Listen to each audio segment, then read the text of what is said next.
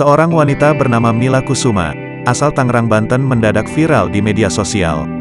Pasalnya Mila berniat menjual ginjalnya demi membayar utang di sejumlah bank dan pinjaman online, pinjol.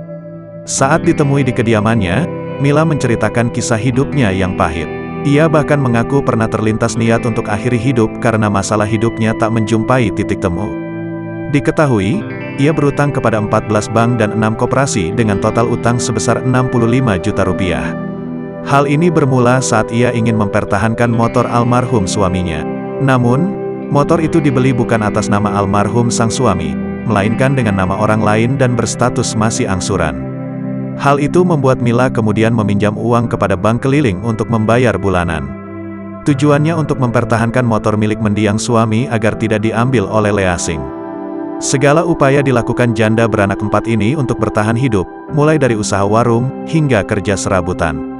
Bukannya membaik, nasib nahas justru terus menimpanya.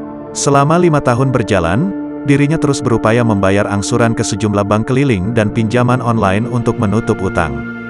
Hingga akhirnya ia sampai pada solusi menjual organ tubuh berupa ginjal yang dirasa bisa melunasi semua utangnya. Ia menyebutkan, besaran angsuran yang harus dibayar diantaranya yang paling rendah Rp25.000 dari pinjaman Rp500.000. Lalu yang terbesar di atas Rp200.000 per bulan.